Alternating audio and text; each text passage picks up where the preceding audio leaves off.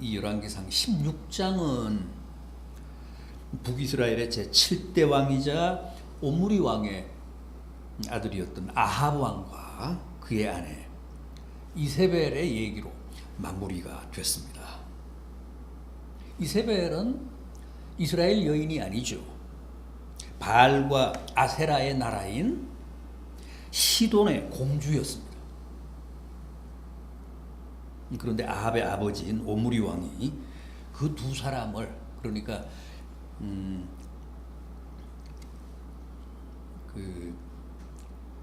아합, 오므리의 아들인 아합과 시돈의 공주였던 이세벨을 정략적으로 결혼시키면서 북이스라엘의 큰 정신적인 신앙적인 혼란이 발생했다고 했습니다. 왜냐하면 이세벨이 혼자 온 게 아니고, 혼자 북이스라엘로 시집을 온 게 아니라 어떻게 했다고요?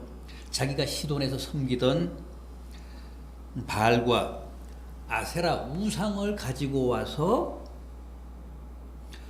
북이스라엘에서 대대적으로 전파운동까지 벌였기 때문입니다. 선교사로 온 겁니다. 바알과 아세라의 선교사로. 당시 북이스라엘의 수도였던 사마리아의 거대한 신전을 짓고 거기에 바알과 아세라 신상을 안치하고 수백 명의 바알과 아세라 사제들을 세우고,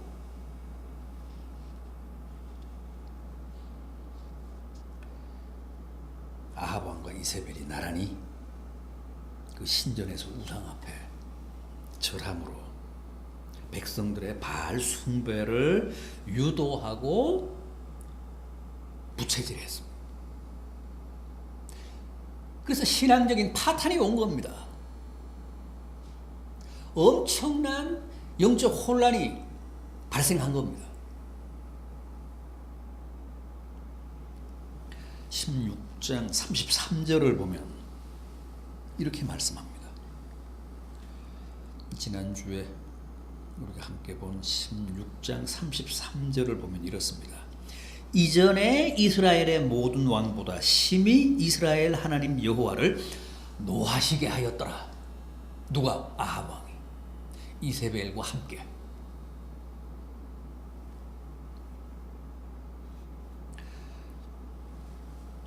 아합 왕 앞에도 모든 왕들이 여호와 앞에 참 악했습니다.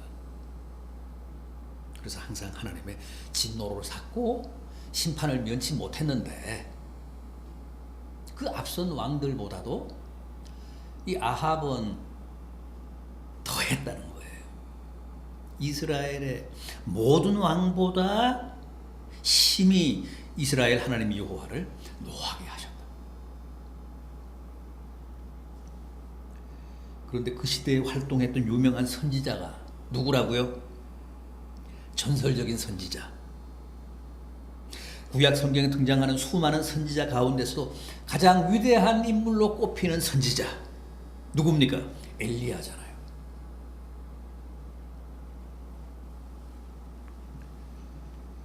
엘리야는 북이스라엘 역사상 하나님 신앙의 최악의 암흑기였던 아합 왕 시절, 그야말로 날마다 자기 목숨을 내놓고 선지자 활동을 했던 그런 선지자였습니다. 그래서 마지막에는 하나님이 이 엘리야 선지자를 불수레에 태워서 곧장 하늘로 데려가셨잖아요. 그런 식으로 죽음 없이 이 땅에서의 삶을 마감한 사람이 역사상 오직 두 사람밖에 없잖아요. 이 엘리야 선지자 앞에 누구였습니까? 에녹이었잖아요. 300년간 하나님과 동행했던 에녹. 그리고 이 엘리야. 인류 역사상 딱 두 사람. 죽음을 맛보지 않고 하나님이 곧장 이 지상에서 천국으로 데려가는 사람들. 그만큼 이 엘리야 선지자가 위대한 사람이었다는 겁니다. 주님이 변화산에서 만났던 구약의 두 인물도 모세와 이 엘리야잖아요. 왜 모세와 엘리야였을까요? 모세는 율법을 상징하는 인물이고 엘리야는 선지자를 대표하는 인물이었기 때문입니다. 주님은 복음을 대표하잖아요.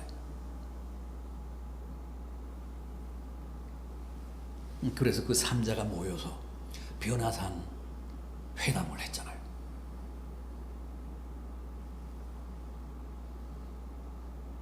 엘리야는 전통적으로 유대인들이 모세의 버금가는 인물로 평가를 하는 사람입니다. 구약 성경이 정경 구약이 율법과 선지자로 이루어져 있잖아요. 율법서와 선지서로 이루어져 있잖아요. 모세는 율법을, 엘리야는 선지자를. 유대인들은 전통적으로 엘리야를 그렇게 평가해 왔습니다. 예수님 당시 사람들이 주님의 정체에 대해 얘기하며 뭐라고 했습니까? 엘리야다. 엘리야가 살아왔다. 혹은 세례 요한이 살아왔다. 뭐 그랬잖아요.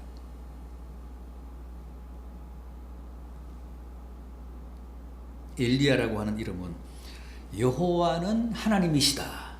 그런 뜻입니다.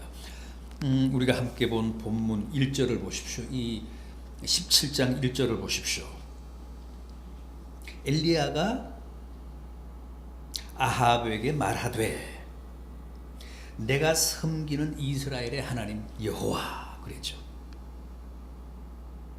내가 섬기는 이스라엘의 하나님 여호와. 여기에는 두 가지 뜻이 있습니다. 두 가지 의미를 염두에 두고 엘리야가 아합에게 이렇게 표현한 겁니다. 이렇게 말한 겁니다. 내가 섬기는 이스라엘의 하나님 여호와. 첫째는 이스라엘의 하나님은 여호와시라는 거예요. 너무도 당연하고 자명한 것 같지만 바알 숭배가 만연했던 당시 상황을 염두에 두고 이 말씀을 이해해야 합니다. 그러니까 엘리야가 아합 왕 앞에서 이스라엘의 하나님 신앙을 다시 한번 확실하게 증명한 겁니다. 이스라엘의 하나님 여호와. 바알이 아니라는 거예요. 아세라가 아니라는 겁니다. 여호와 하나님이 이스라엘의 신이시라는 거예요.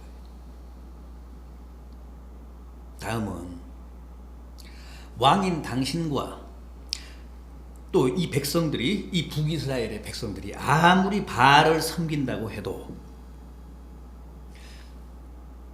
내가 섬기는 하나님은 오직 여호와시라는 거예요. 이것은 엘리야 선지자의 위대한 신앙 고백입니다.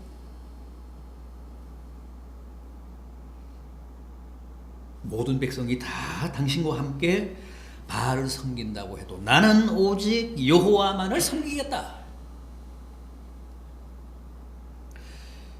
여러분, 오늘 우리들에게도 꼭 이런 다짐, 이런 신앙 고백이 필요합니다. 우리 사회도 한때는 지난 70년대, 80년대 참 많은 사람들이 주님을 믿고 주님을 따라가는 것처럼 보였습니다.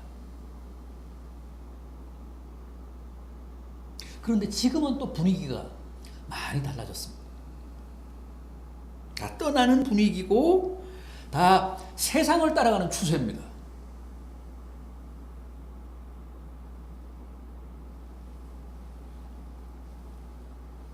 이런 때 우리가 사람들을 향해서 또 이 세상을 향해 담대하게 엘리야처럼 외칠 수 있어야 합니다. 우리의 구주는 예수 그리스도시고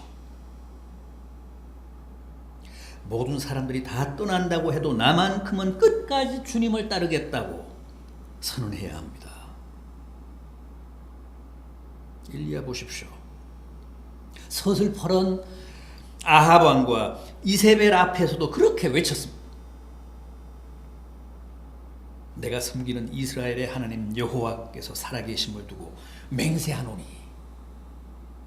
여기 여호와가 살아계신다는 말씀도 대단히 중요합니다.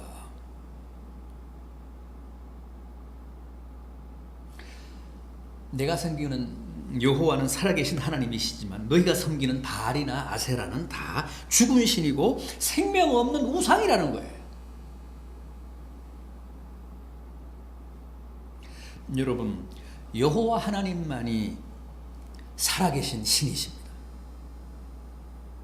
주님만이 부활하셔서 지금도 역사하고 계시는 분이십니다. 다른 모든 종교는 이미 수백 년 전, 수천 년 전에 죽은 교주의 가르침을 경전으로 삼고 있지만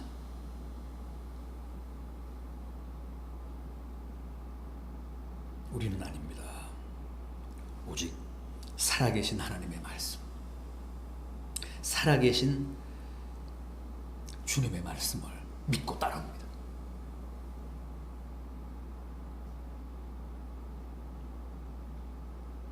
죽은 자의 가르침은 죽은 교훈일 뿐입니다.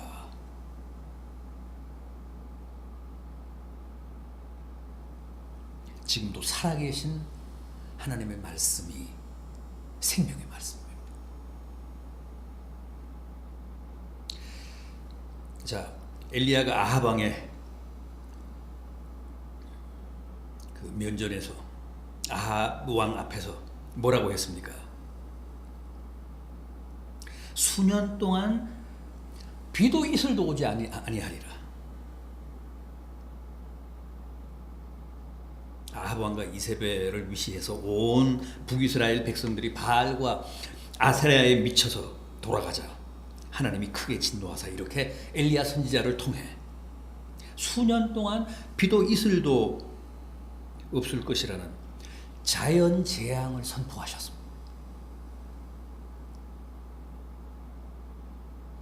오로지 하늘만 쳐다보고 살던 시대에, 더구나 팔레스틴은 많이 건조하고 늘 물 부족에 시달리는 지역 아니었습니까? 이 21세기 첨단 시대에도 몇 개월만 비가 안 오면 가뭄이 들어서 난리인데, 우리나라도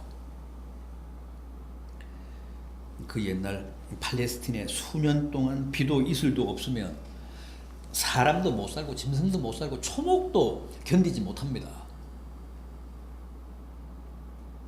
그렇다면 하나님이 왜 당시 여러 가지 재해나 저주 가운데서도 굳이 이렇게 수년간 비나 이슬을 금하는 재앙을 내리시겠다고 선언하셨을까요? 하나님으로서는 꼭 그 재앙이 필요했기 때문입니다. 왜요? 지난주에 말씀드렸잖아요. 바알이 어떤 신이라고 했습니까? 비와 바람과 번개와 이슬을 관장하는 농경신이라고 했습니다. 아세라는 여성신으로 풍요의 신, 다산의 신이라고 했지 않습니까? 그래서 어느 나라나 이 바알과 아세라를 환영했습니다. 선호했습니다. 풍성하고 넉넉한 수확을 통해 잘 먹고 잘 살기 위해서 다 이 바알과 아세라를 섬겼습니다.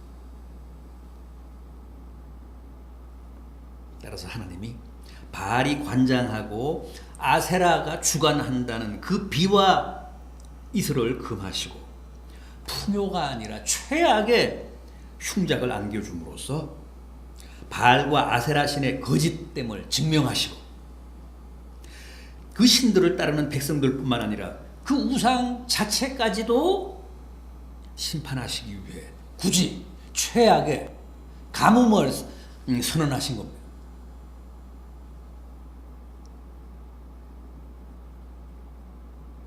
얼마나 신실한 하나님의 사람. 엘리야만은 보호하시고 지키셔야 했기 때문에 피난처를 일러주시고 또 비상한 방법으로 식량까지 공급해 주시며 엘리야 선지자를 보살피셨습니다. 구체적으로 어떻게 하셨다고 합니까? 가뭄을 덜 타는 은밀한 그리 시냇가에 숨어서 그 시냇물을 마시게 하셨고 또 까마귀들에게 명하사 아침 저녁으로 떡과 고기를 배달하게 하사 굶지 않게 하셨다고 합니다.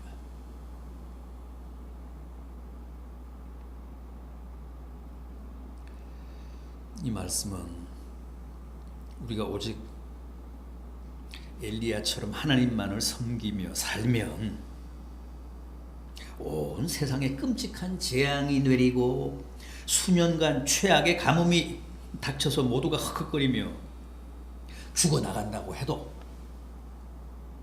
하나님의 자녀들만큼은 하나님이 어떤 식으로든 반드시 살아남게 하신다는 거예요. 피난처도 제공하시고 또 비상한 방법으로 떡과 고기도 공수하셔서 절대 굶지 않고 먹게 하신다는 거예요. 이스라엘 백성들도 광야에서 그랬잖아요. 하늘에서 내리는 기적의 양식인 만나를 먹고 떼지어 추락하는 메추라기를 먹으며 200만 대군이 40년간 살아남지 않았습니까?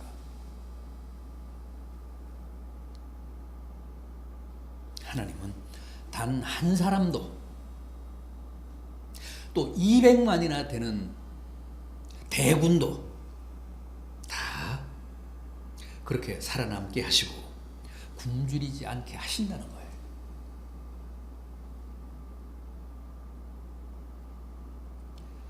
너무 염려 마십시오.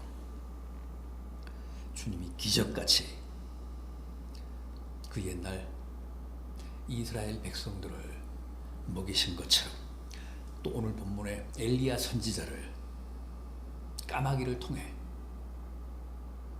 떡과 고기를 먹게 하신 것처럼 그렇게 우리도 다 먹이시고 입히십니다.